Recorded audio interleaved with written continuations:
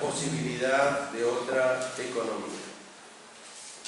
Esta cuestión tiene que comenzar con una crítica a la economía actual, pero pienso que todos compartimos nuestro desagrado, nuestra sensación, que fue muy bien marcada por el vicario, por el padre, de que no estamos de acuerdo con esta economía, que por sus efectos sociales, por sus efectos ecológicos, es una economía capitalista que hoy está globalizada, concentrada, financiarizada y que está completando un proceso de destrucción de la naturaleza que en muchos sentidos es irreversible, o por lo menos lo es por tal vez un siglo o más.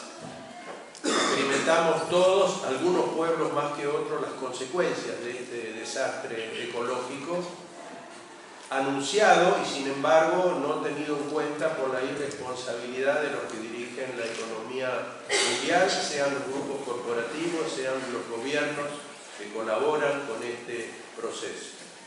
Y también, obviamente, los efectos sociales de exclusión masiva.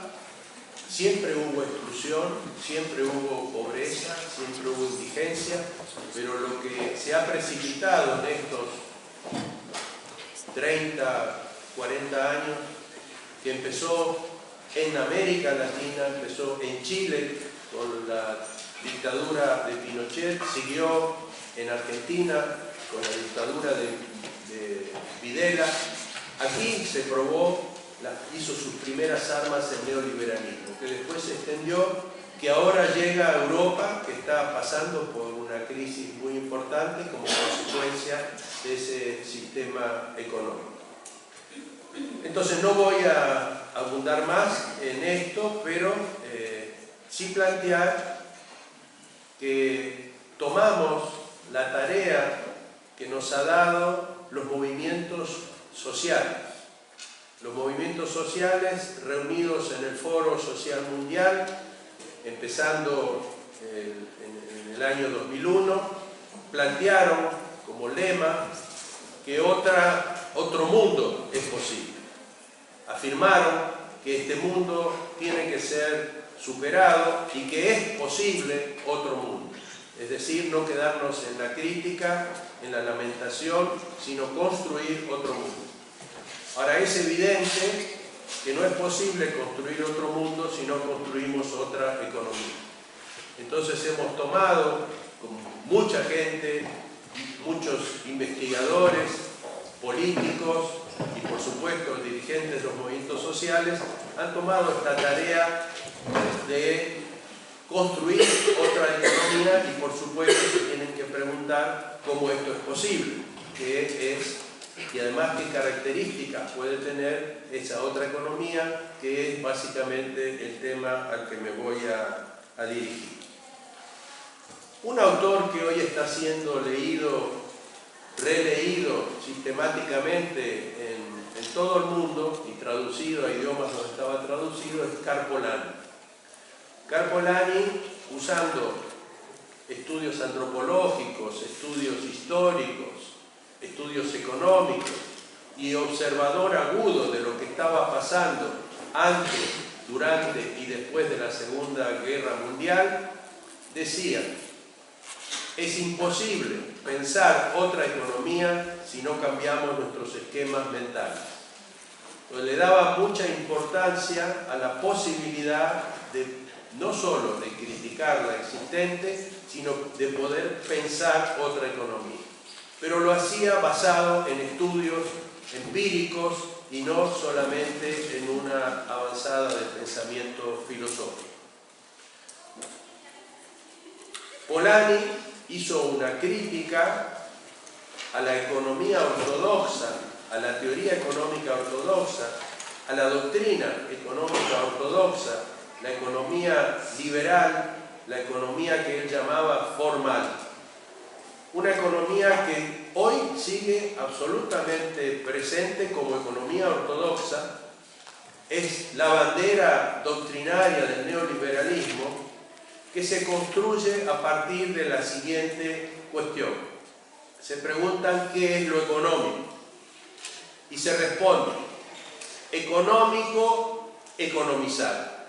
El problema económico es cómo economizamos recursos escasos para lograr los fines que nos proponemos. Entonces, parten del supuesto de que los recursos son escasos. Y en segundo lugar, la cuestión que se plantea es cómo se calcula el uso de los recursos dado un objetivo. En otras palabras, cómo se eligen las tecnologías que combinan los recursos para producir un determinado resultado. Y acuñan el concepto de eficiencia.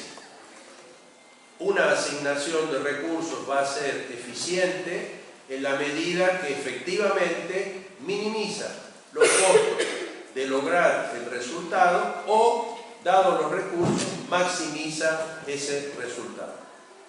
Esto, en términos formales, dio lugar, y si acá hay economistas que han experimentado, no voy a decir sufrido, las consecuencias de tener que estudiar economía, que han estudiado microeconomía 1, microeconomía 2, econometría y ese tipo de materias, esto tomó la forma de modelos matemáticos que para los estándares de la ciencia positivista tenían que tener una condición, y es que tenían que ser simples, no complicados, y que pudieran predecir resultados y eventualmente ponerlos a prueba.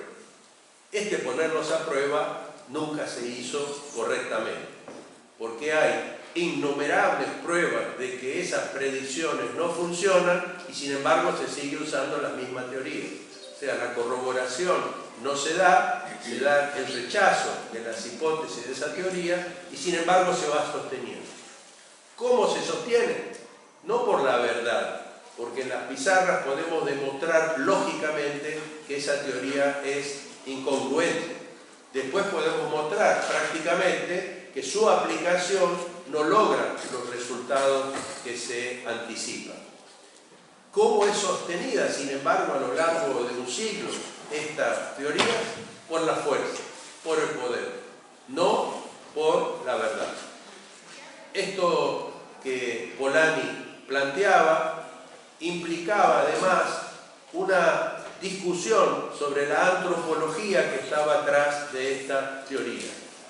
Esta teoría afirma que el hombre y la mujer somos homo económicos, es decir, que nos comportamos según los principios de esa teoría económica, que somos individualistas, egoístas, utilitaristas, que nuestro valor fundamental es el interés material, que nuestras decisiones en la vida cotidiana, tomando decisiones de gran peso, como puede ser políticas de gobierno, etc., están orientadas por ese principio utilitarista de la maximización, de la búsqueda de la eficiencia.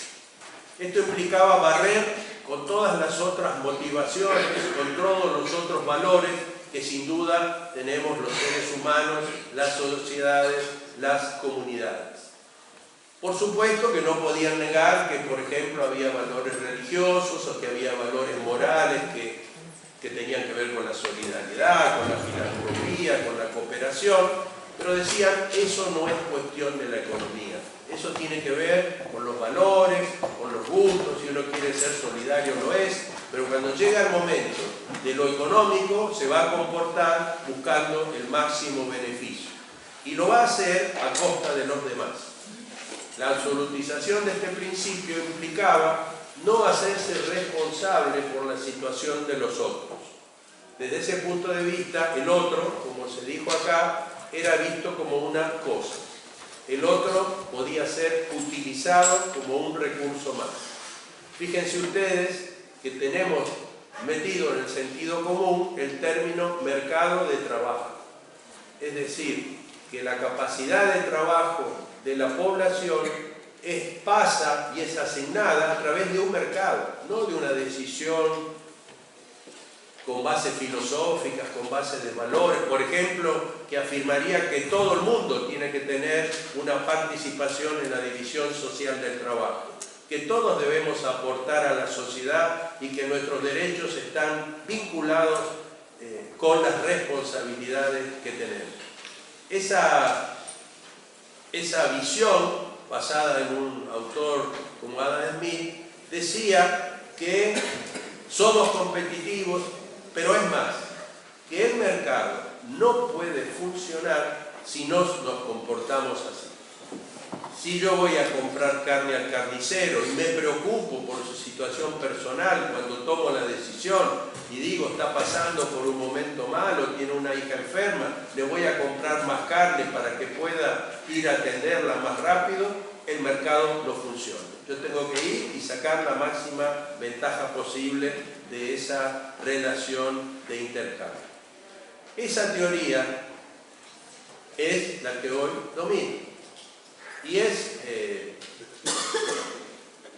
coherente en el sentido de que al aplicarla, al convertirse en políticas públicas, al convertirse en proyectos de grupos poderosos que las pueden imponer, efectivamente nos hace individualistas y nos hace utilitaristas, o más individualistas y más utilitaristas.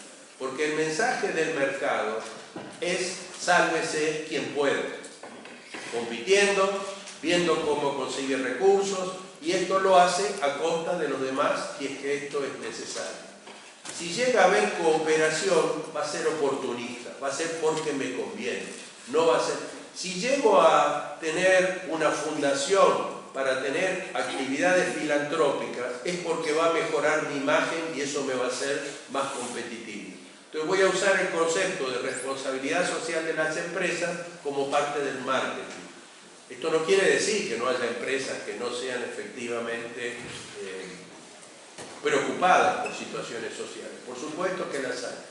Pero esas empresas van a tener problemas para competir y para sobrevivir. Las empresas capitalistas tienen que competir, porque tienen que acumular, porque tienen que tener capital para poder innovar, para poder competir con los otros. Tienen que tener capital para dominar el mercado, porque lo que quieren es la máxima ganancia, y eso es parte del juego de la competencia. Esta teoría, ¿qué otra visión le podemos oponer? ¿O qué otros esquemas mentales podemos tener para pensar lo económico? Lo que Polanyi proponía en una frase muy corta es que el sentido de la economía no es maximizar, que además se traduce a nivel nacional en maximizar la tasa de crecimiento del Producto Bruto, o sea, del valor de todas las mercancías que se producen año por año, y es el indicador que aparece en el diario y que se mide trimestralmente y que es visto como mala noticia o buena noticia, como que los mercados están molestos o que los mercados están de acuerdo con las políticas públicas. Esa visión de la maximización sin límites, que ha provocado, entre otras cosas, lo que ya se anunciaba en los años 70, y es que ese crecimiento sí tiene límites y que tratar de transponerlos va a provocar, en ese momento se decía, el agotamiento de los recursos. Esa concepción tiene que ser sustituida por otra, que es la de que el sentido de la economía es el sustento del hombre. Es decir, el proceso económico tiene sentido cuando logra resolver las necesidades de los miembros de una sociedad, de una población. Además hay un enfoque institucionalista en Polanyi. Entonces, para ponerlo rápidamente en una definición un poco más amplia, ¿qué es la economía? No es el sistema de asignación de recursos más eficiente, lo que no quiere decir que tiremos los recursos. Es el sistema de instituciones, de normas, de prácticas con los que una sociedad organiza los procesos de producción, de distribución, de circulación y de consumo de modo de resolver de la mejor manera posible las necesidades y los deseos legítimos de todos y todas los miembros de la sociedad, y de hacerlo en equilibrio con la naturaleza. Porque si el sentido de la economía es la resolución de necesidades produciendo bienes útiles para resolverlas, esto depende de la naturaleza, depende de cómo tratemos a la naturaleza, porque somos parte de la naturaleza. Aunque seamos una especie particular, no dejamos de ser seres necesitados y por eso necesitamos la economía para resolver este problema. Polanyi se pregunta si hay algunos principios generales por los cuales, o siguiendo los cuales, se organizan todas las economías. Por eso que hace sus estudios antropológicos, sus estudios históricos, ve comunidades indígenas, ve sociedades modernas y se pregunta cómo se organiza una economía. Y encuentra que hay una serie de categorías, de principios, con los cuales podemos analizar economías concretas para ver cómo están organizadas. Porque parte de la base de que hay diversidad. No todos los sistemas económicos se organizan de la misma manera. A diferencia de la teoría ortodoxa, que dice que la única manera racional de organizar la economía es a través del mercado libre, con todas las consecuencias que planteé antes. Un listado ampliado, más allá de lo que plantea Polanyi, de estas categorías, de estos principios, dice más o menos lo siguiente. Si vamos a analizar una economía y su relación con la sociedad, tenemos que fijarnos en las siguientes cosas. ¿Cómo son las relaciones de producción de esa economía? Que generan relaciones sociales, relaciones entre clases, relaciones entre individuos, entre grupos, entre comunidades. ¿Cómo se organiza el trabajo? ¿Se coopera o se compite? ¿Se expolia a la naturaleza como si fuera algo de donde sacamos lo que necesitamos sin tener en cuenta sus equilibrios? ¿O tenemos una concepción restitutiva de la naturaleza, donde tenemos que restituir la energía, los recursos, la fertilidad que estamos usando para producir nuestros bienes? ¿Hay autonomía en los trabajadores cuando se organizan o son dependientes de un mandato, de un dominio? Por ejemplo, cuando el dueño del capital contrata a los trabajadores y les impone una manera de trabajar. Esto es posible, obviamente existe, pero en toda sociedad podemos ver cuánto hay de autonomía del trabajo, cuánto hay de cooperación, cuánto hay de dominio sobre este proceso de trabajo. Otro criterio es la distribución. ¿Cómo se distribuye el producto que resulta de ese trabajo en primera instancia? Esto se llama distribución primaria. ¿Quién se apropia de ese producto? Los trabajadores autónomos, propietarios de los medios de producción, de las máquinas, de los instrumentos, que organizan su propio trabajo, cooperativamente o individualmente o familiarmente, son en principio propietarios de lo que producen. Lo pueden usar para ellos mismos, lo pueden vender, lo pueden donar, pero pueden disponer de eso, no es de otro, es de ellos. El trabajo da derecho a la apropiación. O es el capital el que tiene el derecho de apropiarse. Los trabajadores solo reciben un precio por lo que venden, que es la fuerza de trabajo, y el resto se lo apropia el que los contrata, el que es dueño de las máquinas, el que es dueño de los edificios, el que tiene contacto con el mercado, etc. Esas dos formas existen. Esas dos formas existen en una sociedad. Hay una donde la pequeña producción o la producción comunitaria predomina. Tiene un peso muy grande. Por ejemplo, la producción de alimentos en un país como el Ecuador, donde se produce el 65% de los alimentos producidos por la producción campesina.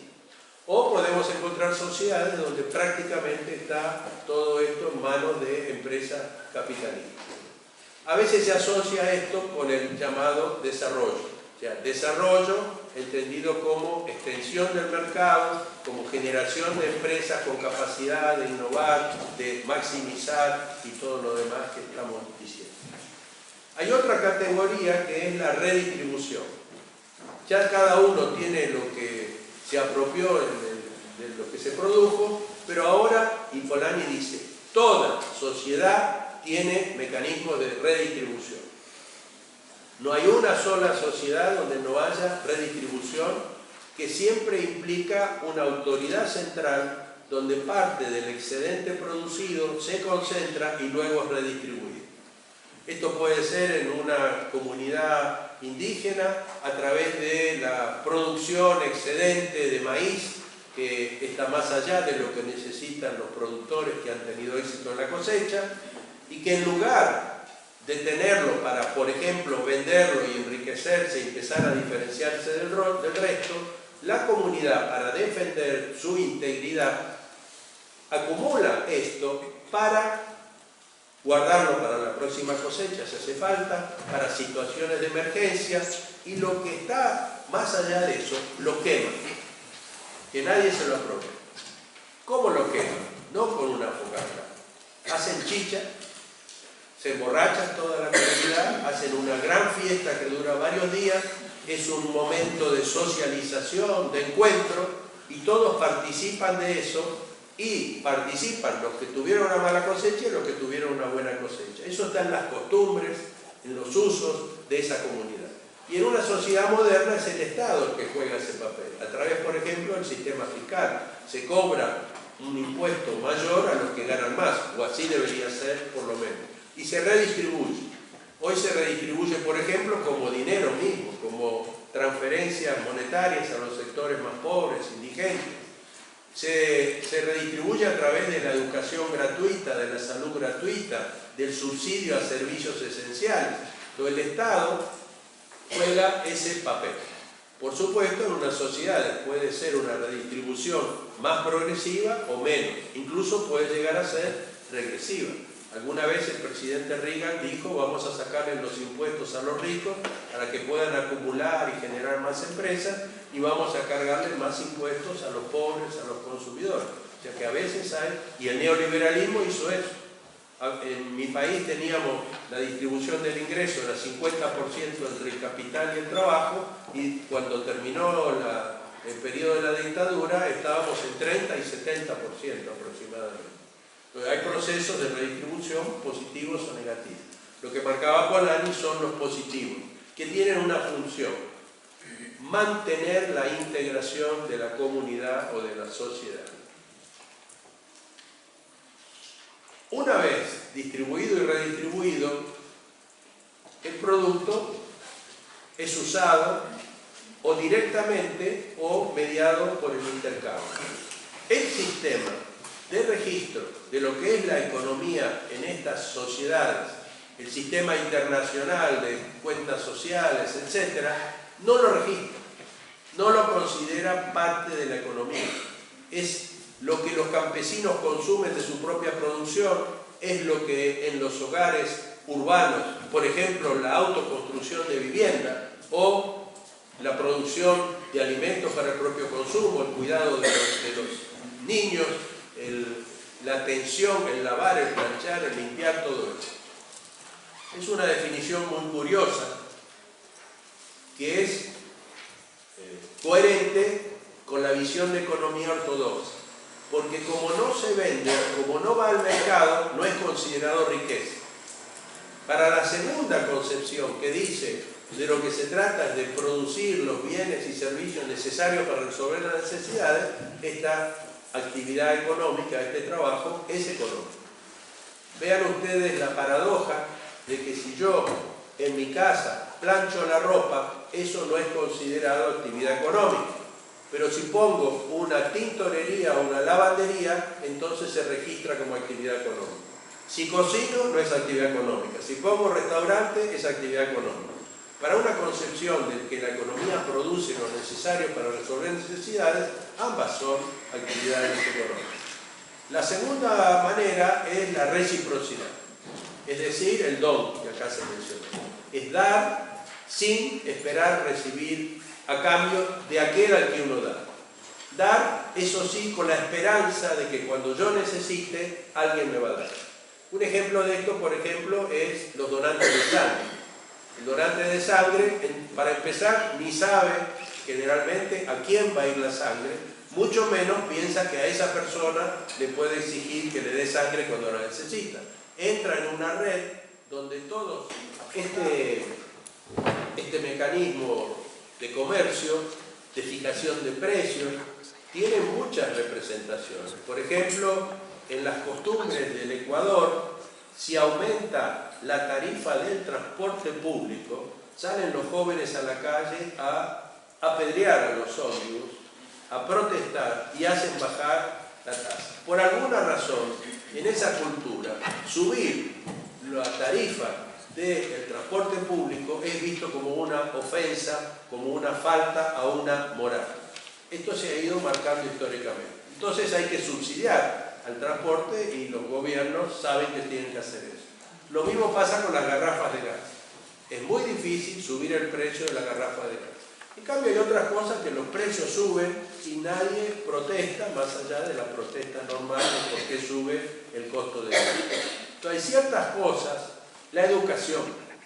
Ustedes están ahora comenzando a revisar el sistema de educación que ha sido mercantilizado. Por supuesto ha habido venta de servicios de educación del tipo comercio, o sea, organizaciones a veces confesionales que no cobran el precio de mercado, que cobran un precio más bajo, y otras que han hecho negocio de la educación, se ha mercantilizado la educación.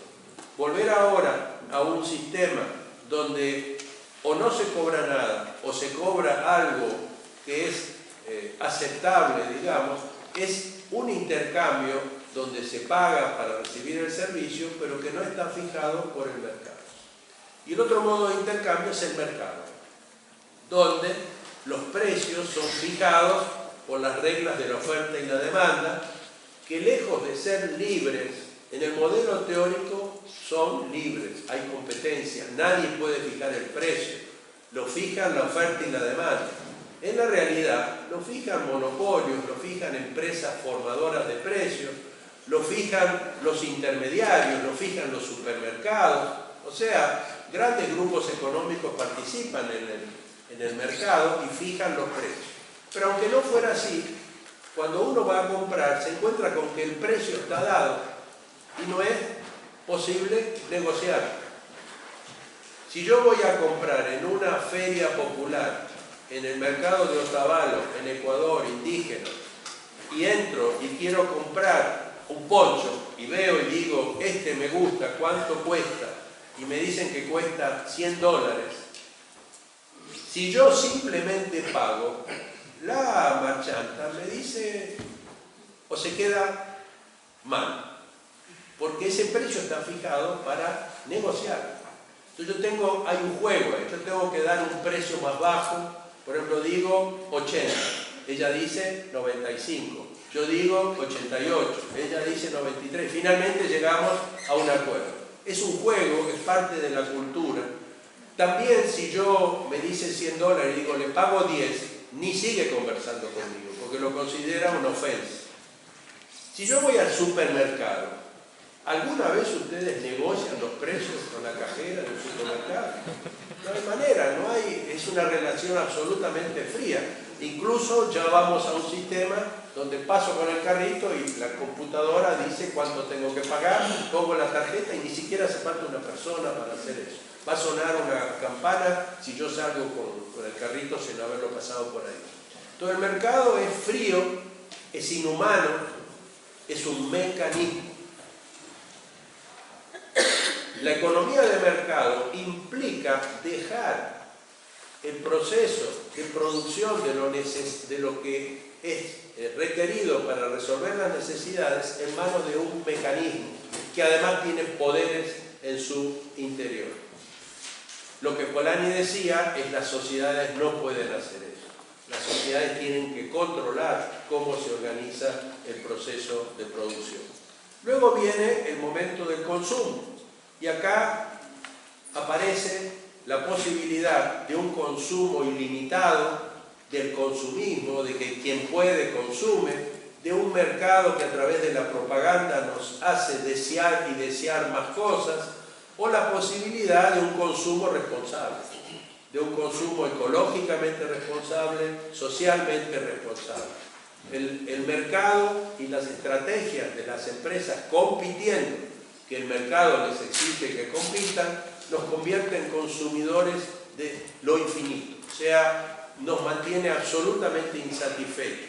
Y eso está institucionalizado a través de todos los sistemas por los cuales estamos expuestos a la propaganda, por ejemplo, a usar a la mujer como un objeto de propaganda, ¿no es cierto?, para atraer la atención de los hombres para comprar tal o cual cosa, o usar a los niños para que le pidan a los padres, por favor, comprame esto, o a veces sin el por favor, comprame esto. Todo eso está institucionalizado y aceptado. O sea, la sociedad acepta. Cada tanto aparece alguna regulación que dice, por ejemplo, porque las mujeres, el feminismo lucha contra eso, no se puede usar a la mujer como un objeto de propaganda. Entonces vemos que en ese país no se utiliza. Pero lo predominante es la propaganda. Y bueno, así los sistemas de crédito al consumo, la tarjeta que está siempre al rojo vivo. O sea, vivimos endeudados, ¿o no? Es decir, está institucionalizado el crédito al consumo. No siempre hubo crédito al consumo. Y luego, finalmente, ya no tengo noción del tiempo, pero espero tener un poco más. ¿Cómo? Perfecto. Es la coordinación. ¿Cómo se coordina? ¿Cómo una sociedad coordina? Sobre todo si no es una comunidad pequeña que puede coordinar simplemente por el encuentro o por la costumbre, porque no hay tanta innovación, tanta dificultad para hacer funcionar el sistema, es relativamente simple. Si es una sociedad compleja, ¿cómo coordina ese proceso complejo? Y entonces ahí aparece la posibilidad de que sea el mercado el que coordina. Nadie le dice al mercado, nadie le dice a las empresas, nadie le dice a los consumidores, teóricamente, qué tienen que producir, cómo tienen que producir. El mercado realmente es un instrumento muy importante. ¿Cómo es que yo quiero comprar 1 kilo de harina y voy al supermercado y siempre hay harina, salvo en situaciones excepcionales? Yo no hice un pedido, no hubo 10.000 consumidores diciendo mañana vamos a comprar harina y entonces la compraron y la pusieron ahí. El mercado hace que haya esa coordinación, además, para miles y miles de productos. Una sociedad compleja necesitamos mecanismos de mercado. Lo que no podemos es dejarlo libre, porque provoca todos esos efectos que dijimos antes. Para la economía ortodoxa, esto es lo que hay que hacer. Para el neoliberalismo se trata de liberar al mercado de toda restricción. Por ejemplo, ellos dicen, miren la aberración de querer fijar salario mínimo. Eso genera desocupación.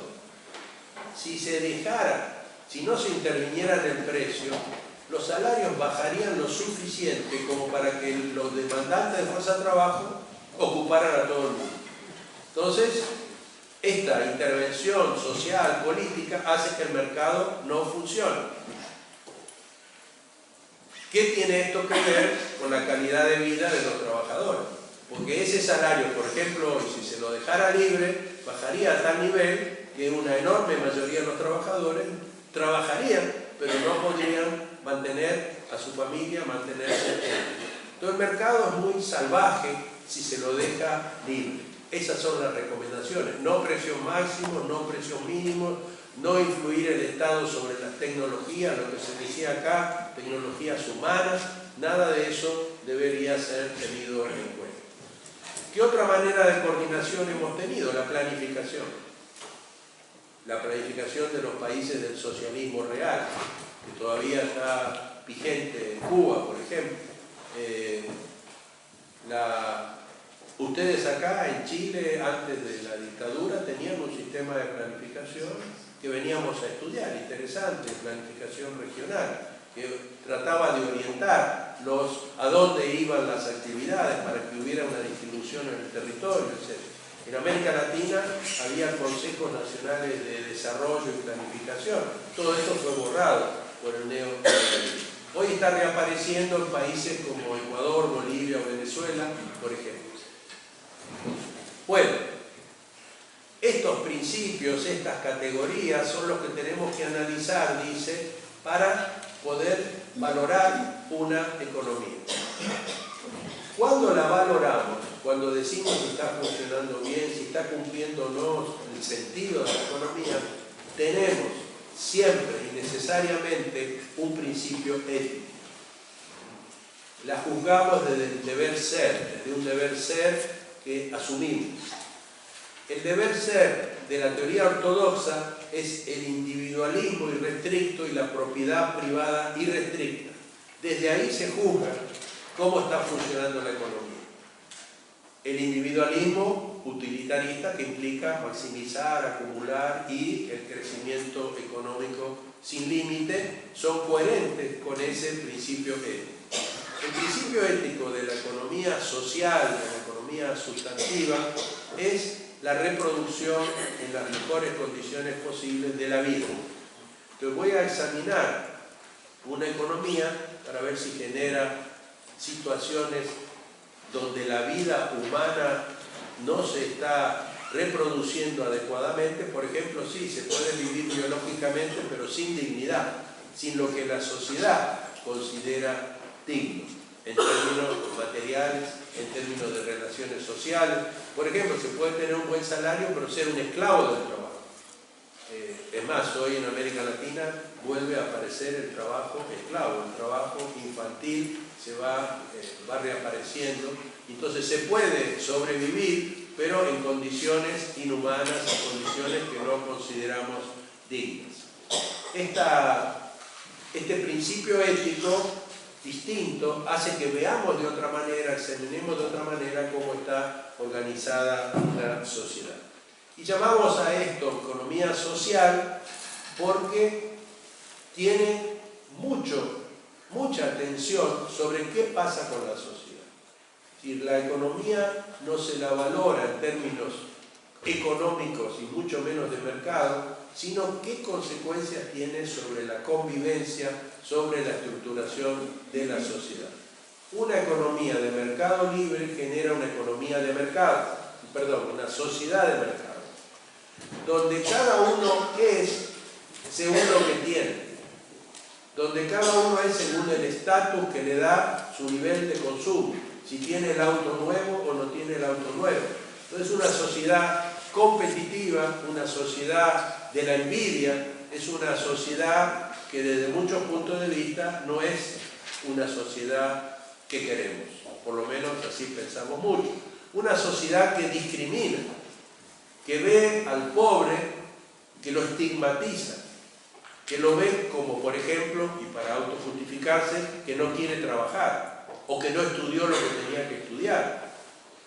Una sociedad que produce ese tipo de relaciones es una basada en la economía de mercado. Ahora bien, hablamos de coordinación, que implica, hablamos de redistribución y hablamos del Estado.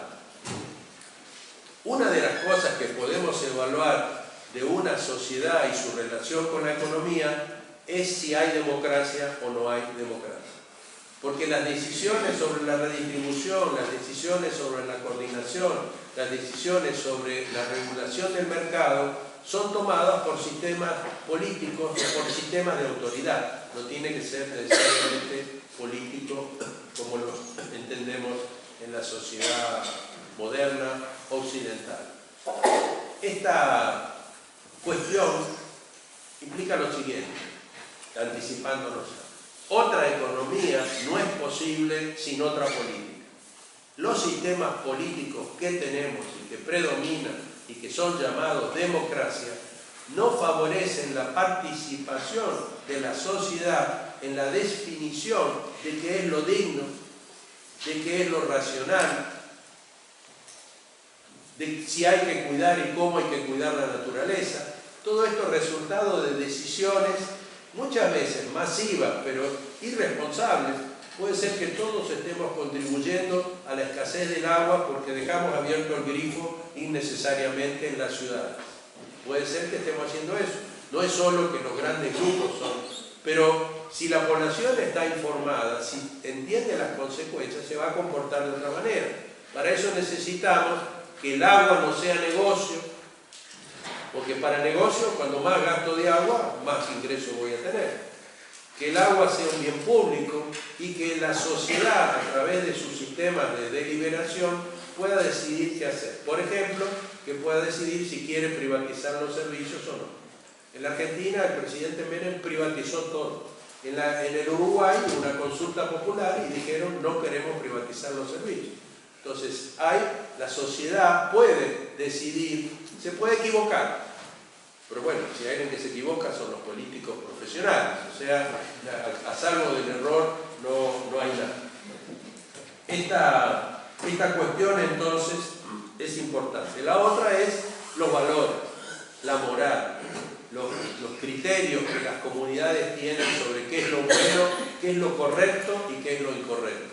La religión ahí juega un papel importante, obviamente. También el protestantismo ayudó a desarrollar la lógica de la acumulación privada, o sea, no siempre es posible. Bueno, ya voy a tener que avanzar rápidamente. Una de las condiciones de otra economía, de una economía alternativa, es que algo tan importante de lo humano como es el trabajo esté en el centro de la economía. Hoy tenemos una economía del capital, donde la lógica del capital es la que se impone.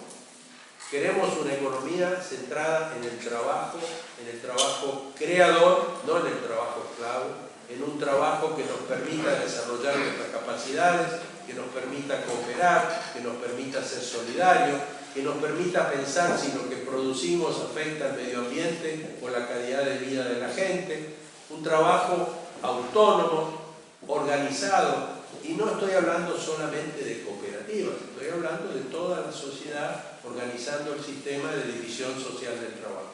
Y partiendo del principio de que todo el mundo tiene que estar integrado si ese es el primer criterio. Después elijo las tecnologías.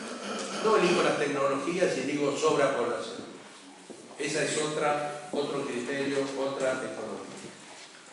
¿Es esto una utopía? Una sociedad más democrática, donde la gente puede deliberar, donde a nivel local, regional, nacional, internacional puede participar en las decisiones de hacia dónde quiere que vaya la economía.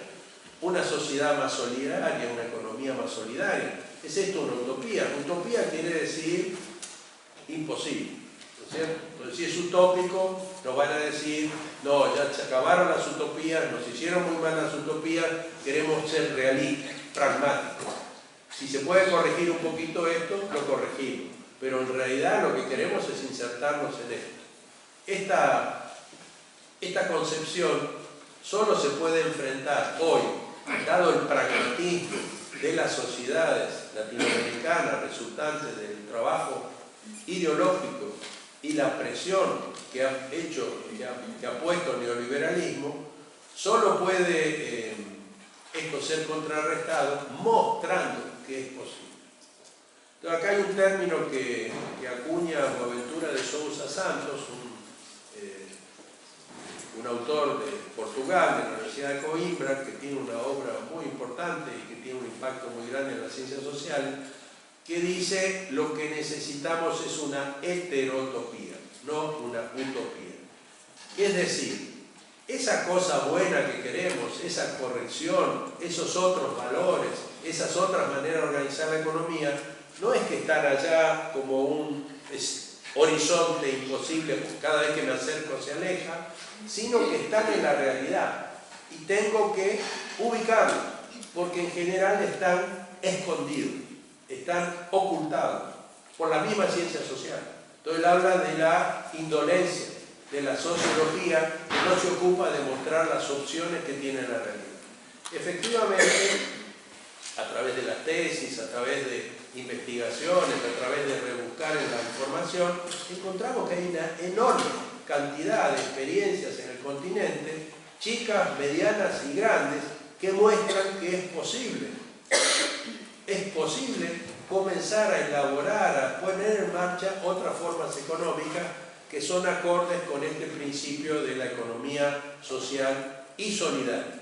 Porque una afirmación de la economía social es, si vamos a construir otra economía que supere esto, no tiene que estar basada en el individualismo y la competencia, aunque siga habiendo individuos, por supuesto, y aunque siga habiendo algún tipo de competencia, sino que tiene que estar basada en la solidaridad. Que todos nos hagamos responsables por todos, que tengamos en cuenta las consecuencias de lo que hacemos, que pensemos en las futuras generaciones, que pensemos en la naturaleza. Esta heterotopía, como digo, bueno, a lo mejor después con las preguntas podemos sacar a luz, y ustedes si piensan y conocen, van a ver que hay una enorme cantidad de experiencias que prefiguran que es posible esto. Y también muestran los problemas de quedarse encapsulado, chiquitito, con una experiencia maravillosa, pero donde el contexto es totalmente hostil. Una última pregunta que me voy a plantear es cómo se hace esto y quién lo hace.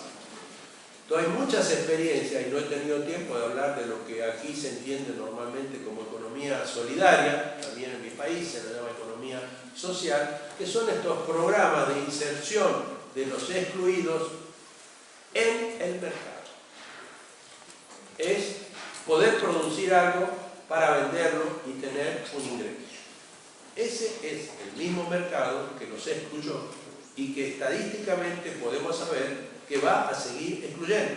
O sea, hoy en día, con la revolución tecnológica del capitalismo, con el nivel de concentración y con la globalización, donde, por ejemplo, nuestros trabajadores tienen que competir con los trabajadores chinos, porque hoy entran acá las mercancías chinas producidas con salarios que aquí serían inaceptables, aquí o en la Argentina. Entonces hay una tendencia a la exclusión. Esta tendencia estructural a la exclusión no va a cejar.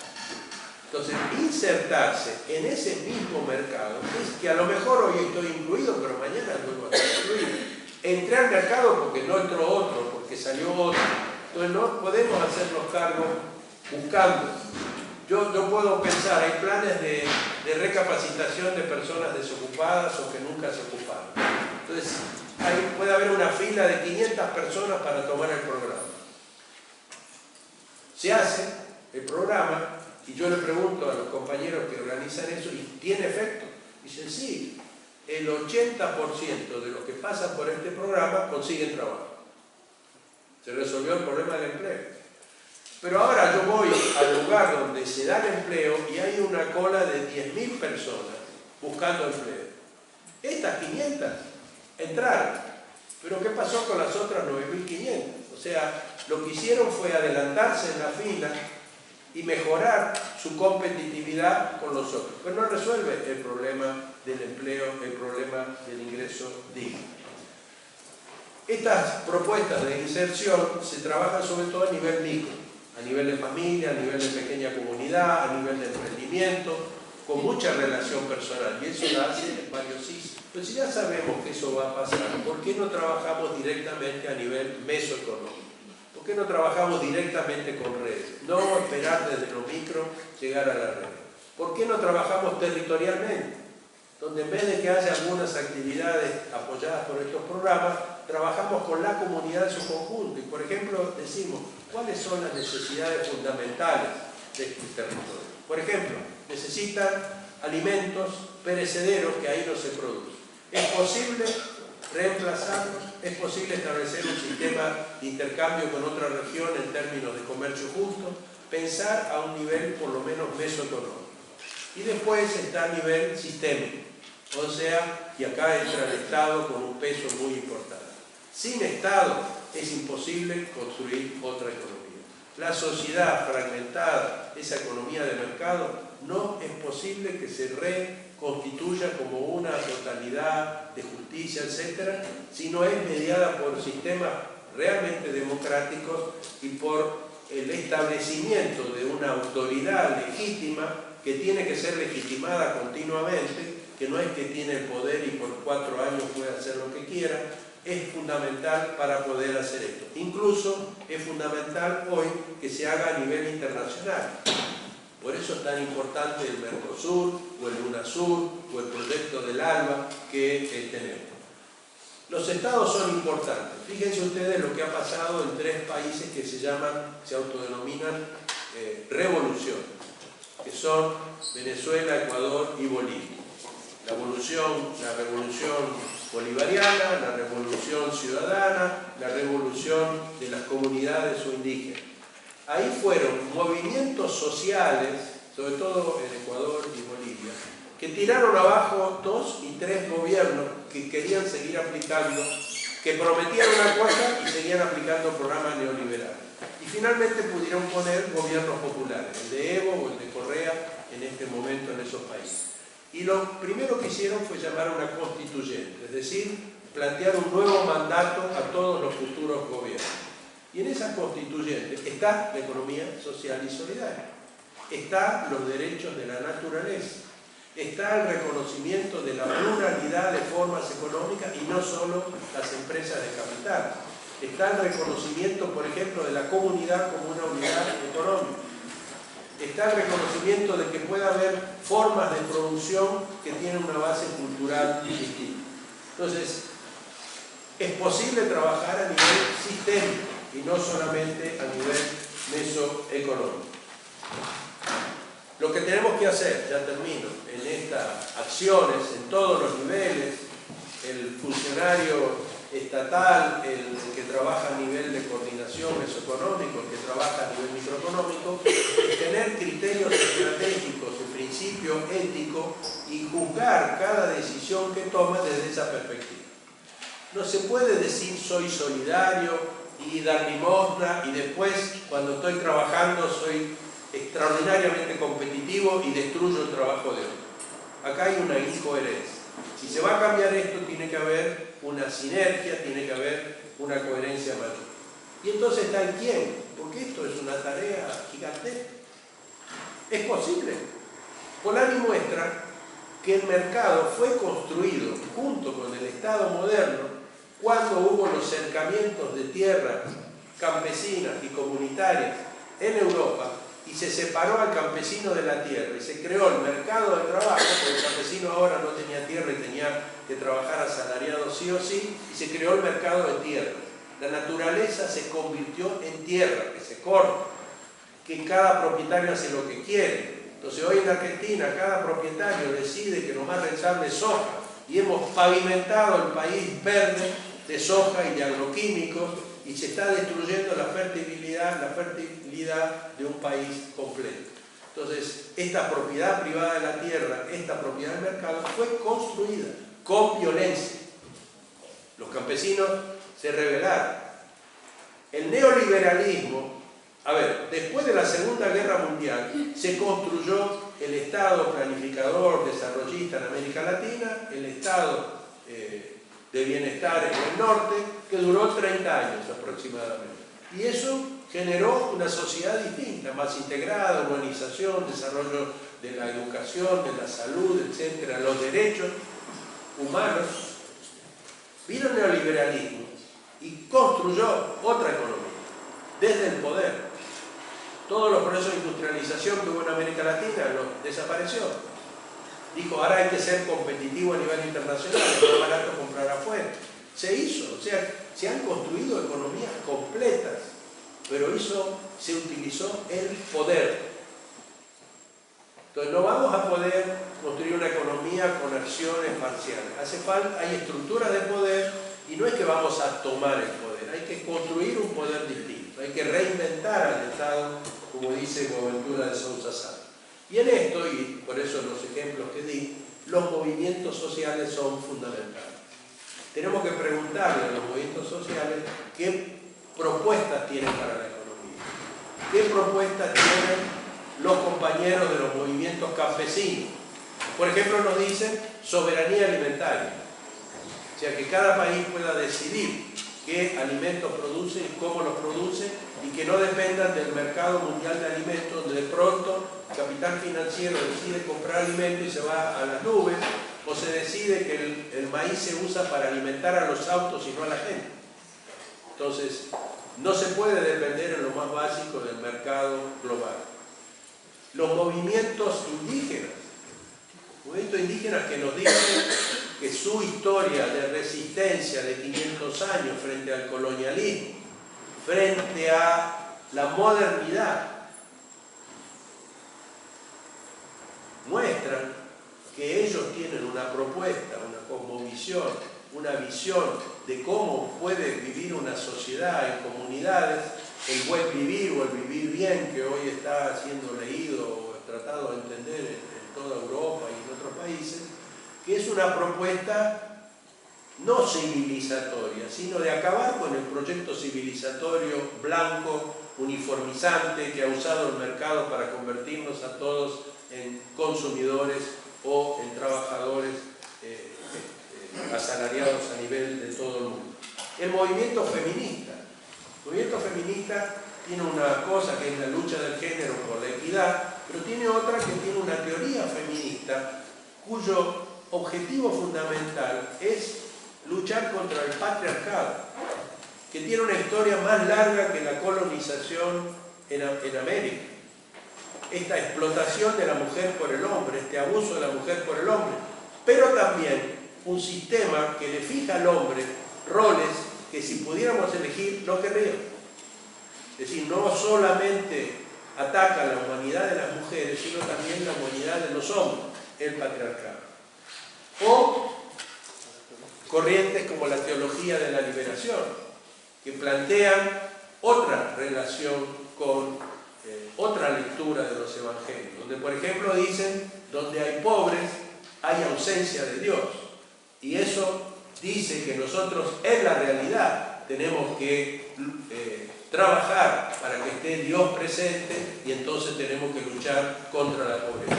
No alcanza con la filantropía, tenemos que cambiar la sociedad. Muchas gracias.